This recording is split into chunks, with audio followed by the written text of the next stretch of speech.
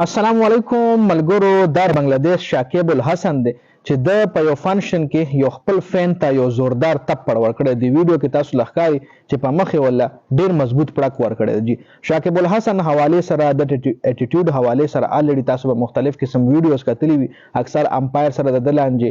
وایډ دی ولې ورنکو د پاپیل باندې دی اوټ ولې ورنکو اکثر به تاسو کتلی وي. اوس چې کم ټي20 ورلد کپ تیر شوی کې ټایم اوټ چې کم دی د کرکټ په تاریخ کې شاکیب الحسن نوم باندې داسې کلاړي شو چې د سریلانکا کلاړي نه مطلب ټایم اوټ ایستره واغه لیټ کریس لرو رسېدو د امپایر لاوي چې بدل خو مونږ باندې کو د لیټ راو او چې کم 2 منټه ټایم دی 2 منټو کې ځان کریس لرو نه رسولو نو هغه ټایم اوټ د بنگلاديش د بنگلاديش د شاکیب په وجه باندې شو. جی او شاکیب الحسن په بنگلاديش کې الیکشن هم ګټلې دا بنگلاديش یو ډیر فیمس څنګه چې پاکستان کې شاهد افریدي تیر شوی دی شعیب اختر تیر شوی دی عمران خان ته خیر دی نه رسی خو شاکیب الحسن په بنگلاديش کې یو ډیر غټ فین تعداد لري. په بنگلاديش کې ډیر غټ فینز دي. جی د کرکټ په وجه باندې یو جانې مانې سړی دی په سیاست کې هم اوس قدم خلې دی په سیاست کې الیکشن هم ګټلې دی. جی فین فالوورز ډیر زیات په بنگلاديش کې خو اده چې دا کم اټیټیوډ دی ډیر زیات زر غوسه کیږي او په خپل غوسه باندې قابو نشي ساتلی. نو د ویډیو کې تاسو کته چې په خپل فین باندې په خپل مینوال باندې د یو فنکشن کې یو ګیدرینګ کې د راس روانو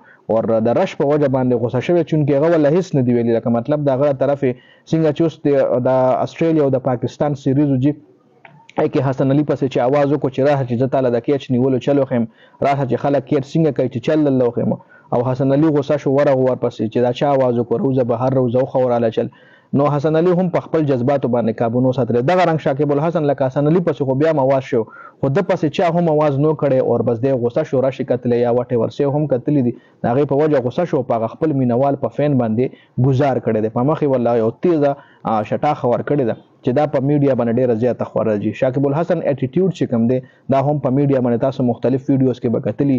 وکټو لته هم د ور کړی د په یو لیک کرکټ کې امپایر د اوټ ورنکو چې د وکټ لته ورکا وکټ یو وخ کې لري یو وشتي دنه علاوه امپایر وایډ ورنکو چې د بیټینګ ته ولاړو هغه سره هم د امپایر سره لاندې کړي امپایر سره لاندې یا کرکټ کې فیلډ کې یا کرکټ نه بهر د ډیر زیات غوسه کیږي. چې خو اصل کې سپورټسمنشپ چې کوم دی دا شو کول پکاري. جی تاسو به کتلی اکثر غټ سټاران جی د فلمونو سټاران یا د کرکټ سټاران یا غین اکثر د میډیا ولا نیگیټیو کوېسچنو کې اکثر به تاسو کتلی مختلف انټرویوز خو غي ته الله پاک دومره صبر ورکړي چې هغه نیگیټیو کوېسچن یې په خندا باندې دغه جواب هم ورکړي یو غا صحافي هم چپ کې داس جواب ولور کې چې هغه په خپل کوېسچن باندې ستومانه کې او دا سکلز ارچا سره نه وي مطلب دا طریقار چلنه ورجوس لکه شاکیب الحسن داسې نور هم کلاړیان دي چې نیگیټیو کوېسچن دو شي ولا غوسه شي داسې سټاران به هم تاسو کتلی چې صحافیانو سره جنگ جګړه راځي. خیر خدا شاکیب الحسن حواله سره یو ویډیو را ملو شو ما به تاسو سره هم شریک کوم د شاکیب الحسن اټیټیوډ حواله تاسو د معلوم دي او ما چې په دې ویډیو کې تاسو یو ځل بیا وګورئ. د ویډیو کتلو زیاته مننه. ویډیو مخکې مرګرو سره ضرور شریک کړئ. یونیت خان افیشل چینل هم سبسکرایب کړئ پیج هم لایک کړئ. والسلام.